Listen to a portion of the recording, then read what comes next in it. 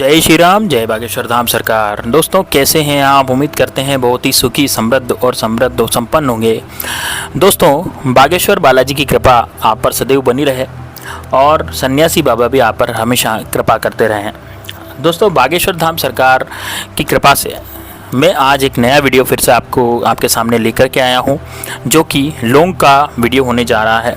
लौंग जलाते ही शत्रु घुटने टेक देगा, खून के आंसू रोएगा, मरेगा एक रात में। दोस्तों आपने अक्सर ये देखा होगा कि हम यदि तरक्की करने लगते हैं, हम उन्नति करने लगते हैं, तो कोई ना कोई शत्रु हमारे पीछे ज़रूर पड़ जाता है और हमारी उन्नति को रोकने की कोशिश करता है, हमारी तरक्की को रोकने की कोशिश करता है। जैसे कि मान लीजिए हमने कोई बिजनेस खोला या फिर हमने कोई अच्छी नौकरी कर ली, तो दोस्तों हम उससे आगे हो गए, उस शत्रु से आगे हो गए, तो वो हमसे शत्रुता पाल लेगा, वो हमसे जलने लग जाएगा, वो हमसे ईर्ष्या करने लग जाएगा।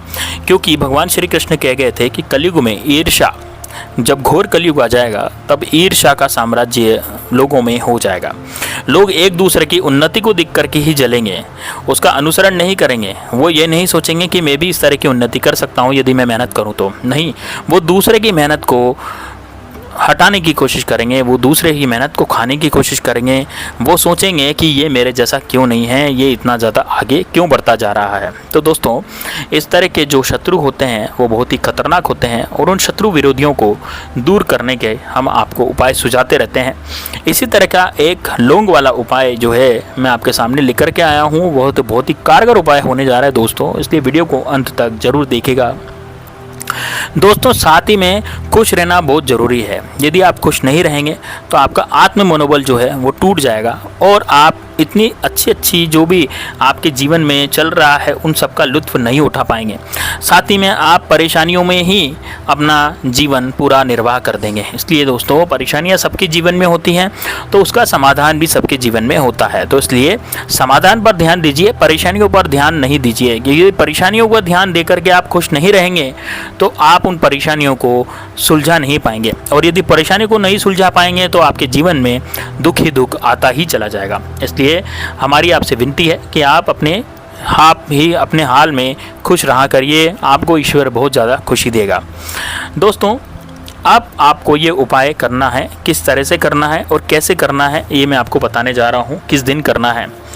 लेकिन उससे पहले आपने यदि बागेश्वर धाम सरकार का नाम यानी उनका जयकारा आपने कमेंट बॉक्स में नहीं लगाया है तो ज़रूर लगा दीजिएगा, क्योंकि बागेश्वर धाम सरकार की कृपा मुझ पर हुई है, आप पर भी ज़रूर होगी। आप सारी मनोकामना ज़रूर पूरे करेंगे बालाजी। और दोस्तों यदि आपको बालाजी के दर्शन करने हैं तो आपको यदि हनुमान जी की प्रतिमा के दर्शन करने हैं, हनुमान जी की मूर्ति यदि घर पे मंगवानी भी है तो भी एक लिंक मैंने डिस्क्रिप्शन में दिया है, उस लिंक पर आप क्लिक करके आप देख सकते हैं। और ज़रूरी नहीं है कि आप मंगवाएं, केवल लिंक पर डिस्क्रिप्शन पे जो लिंक दिया है उस पर क्लिक करके केवल आप दर्शन मात्र कर सकते हैं। दर्शन से आपको पुण्य फल प्राप्त होगा।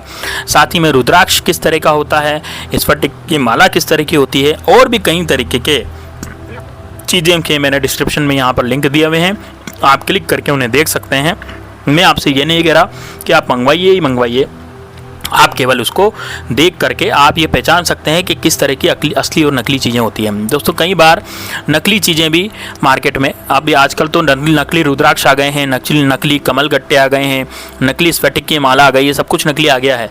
इसलिए नकली असली की पहचान करना बहुत ज़रूरी है। इसलिए आप देख लीजिए कि किस तरह से ये होता है। ठीक है दोस्तों। अब दोस्तों यदि आपने इस वीडियो को लाइक नहीं किया है, शेयर नहीं किया, तो शेयर जरूर कर दें ताकि आप पुण्य फल प्राप्त कर सकें। आप भी इस वीडियो को शेयर करेंगे तो आपके दोस्त भी इस वीडियो को देखेंगे और उनके साथ भी यदि ये दिक्कत है, ये परेशानी है, शत्रुओं की बीमारी है, शत्रुओं का वहाँ पर भी उन पर भी कुछ चल रहा है, तो दोस्तों यदि आपकी वीडियो से, आपकी बताई वीडियो से यदि वो देख लेंगे तो आपको बहुत दुआएँ देंगे और आपको आपके खाते में एक पुण्य फल जरूर आ जाएगा। बैठे बैठे बस बटन ही दबाना है, बटन दबाते ही आपका एक पुण्य फल जो है वो काउंट हो जाएगा। इसलिए इसको व्हाट्सएप स्टेटस से लगा लें ताकि सभी लोग इसको देख सकें। अब दोस्तों आपको करना क्या है ये ध्यान से सुनिएगा। उपाय आपको कब करना है कब नहीं करना मैं पूरी सामग्री पहले बताने जा रहा हूँ। तो आपको क्या करना है, लौंग लेनी है। अब लौंग कितनी लेनी है, जितने आपके शत्रुओं के नाम में अक्षर हैं। मान लीजिए आपके शत्रु के नाम में 3 अक्षर हैं तो आपको 3 लौंग लेनी है। यदि मान लीजिए आपके शत्रु के नाम में एक आधा अक्षर है तो आधे अक्षर को भी आपको पूरा ही अक्षर मानना है और आपको एक लोंग लेनी नहीं है। तो जितने भी शत्रु, जैसे मान लीजिए आपके शत्रु का नाम है अमर, तो अमर तो आपको 3 लोंग लेनी पड़ेगी क्योंकि इसमें 3 वर्ड हैं, ठीक है, 3 इसमें अक्षर हैं, ठीक है। अमर में कितने अक्षर हैं? 3, तो आपको लोंग कितनी लेनी है? 3, ठीक है। उसी तरह से मान लीजिए किसी का नाम विश्वजीत है तो विश्वजीत, तो आपको विश्व यानी 3 तो ये होगा, जीत यानी 3 और 2 5, यानी कि 5 लोंग आपको लेनी है। तो जितने अक्षर हैं शत्रु के नाम में उतनी ही लोंग आपको लेनी है। लोंग बिल्कुल साबुत होनी चाहिए और पीछे उसमें लोंग में फूल लगा हुआ होना चाहिए, ऐसी लोंग आपको लेनी है। अब आपको एक काले कलर का धागा आपको ले लेना है। काले कलर का धागा कोई सा भी हो सकता है, बाज़ार में आसानी से मिल जाता है, 1-2 रुपये का धागा, वो धागा आप ले लेना। अब जैसे कि मान लीजिए आपके 4 शत्रु हैं तो आपको धागे के 4 टुकड़े कर देने हैं, और यदि 1 शत्रु है तो आपको धागे का 1 ही टुकड़ा लेना है, ठीक है। जितने भी शत्रु हैं उतने टुकड़े आपको धागे के कर देने हैं। यदि 1 शत्रु है तो आपको धागे का 1 ही टुकड़ा लेना है। समझ में आ रही है बात? अब क्या करना है, अब शत्रु के लिए धागे में लोंग अंदर डालनी है और उसकी गांठ लगानी है। अब ये कैसे करना है ध्यान से समझिएगा। आपने जो धागा लिया, मान लीजिए आपके 4 शत्रु हैं तो 4 शत्रुओं के बराबर जितने अक्षर हैं उनके बराबर आपको लोंग लेनी है, और 1 शत्रु के लिए 1 धागा, 2 शत्रु के लिए 2 धागे, 3 शत्रु के लिए 3 धागे। मान लीजिए आपका एक ही शत्रु है और उसका नाम है अमर, और आपने वो धागा लिया और उस धागे में आपको अमर नाम की 3 लोंग, यानी 3 अक्षर है तो 3 लोंग आपको उसको गांठ लगा के उस धागे में लोंग को पिरो देना है, ठीक है। अब आपको शत्रु का नाम बोलना है। शत्रु का नाम जब आप बोलेंगे तो शत्रु का नाम बोलते हुए आपको लोंग के साथ गांठ लगानी है धागे की। शत्रु का जैसे आप नाम बोलेंगे वो शत्रु का नाम बोलते ही आपको गांठ लगानी है। मान लीजिए अमर है तो अमर नाम में 3 लोंगे हैं तो धागे से आपको 3 लोंगे बांध देनी है शत्रु का नाम लेकर के। तो 3 बार आप शत्रु का नाम लेंगे, 3 बार ही लोंग बंधेगी, 3 बार। अब आपको गांठ लगा देनी है, 3 बार लोंग बांध देनी है। अब आपको इसको लेकर के आपको किसी निर्जन स्थान पर चले जाना है। किसी निर्जन स्थान पर चले जाना है। किसी निर्जन स्थान पर यदि आप नहीं जा सकते, आपके आसपास कोई निर्जन स्थान नहीं है, तो आप इसको घर की छत पे भी आपको इसको कर सकते हैं। अब आपको करना कौन सी दिशा में है ये समझिए। आपको इसको दक्षिण दिशा में करना है, और कौन से वार को करना है ये भी समझिए।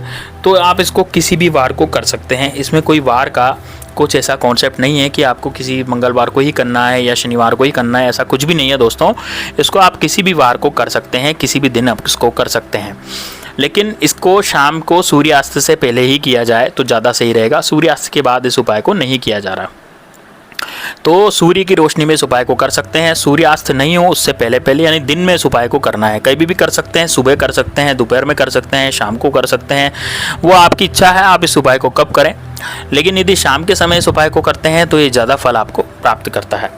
अब क्या करना है, निर्जन स्थान पर जाकर के आप निर्जन स्थान पर चले जाएं और एक धागा लेकर के, यह धागा जो आपने बनाया है जिसमें 3 लोंगे, जैसे मैंने बताया आपको 3 लोंगे थी, आपके शत्रु का नाम 4 हो सकता है, शब्द हो सकते हैं, उसमें 5 शब्द भी हो सकते हैं, तो उसी हिसाब से आपको लोंगे लेनी पड़ेगी, उस हिसाब से धागा लेना पड़ेगा। तो वहाँ पर आप धागा लेकर के जाएँ, यहीं घर से ही धागा बना करके ले जाएं, लोंग बांध करके उसमें, और धागा लेकर के जाएं और उसको वहाँ पर जाकर के दक्षिण दिशा में खड़े हो जाएं। दक्षिण दिशा में आप घर से माचिस भी ज़रूर ले जाइए दोस्तों, और उस धागे को आपको जला देना है। तो घर के बाहर ही इस धागे को जलाना है। यदि घर के बाहर आप निर्जन स्थान पर नहीं जा सकते तो आपको वहाँ पर छत पर, आप अपनी घर की छत पर भी दक्षिण दिशा में मुँह करके इसको जला सकते हैं। अब जब आप इसको जलाएंगे तो आपके मन में शत्रु का ध्यान होना चाहिए, आपके मन में शत्रु का ख्याल होना चाहिए, आपके मन में शत्रु की फ़ोटो चलनी चाहिए, आपके मन में जितना भी शत्रु ने आपके साथ बुरा करा वो सब भी चलना चाहिए। साथ में शत्रु का आपका ध्यान पूरा होना चाहिए। आपके दिमाग में, मानस पटल पर, मस्तिष्क में शत्रु की ही फिल्म चलनी चाहिए कि शत्रु का चेहरा आपके सामने आ जाना चाहिए। और आपको यह अपने इष्ट देव से ये प्रार्थना करनी है कि हे भगवान, मेरे जो शत्रु हैं उनका सबका नाश कर दीजिए।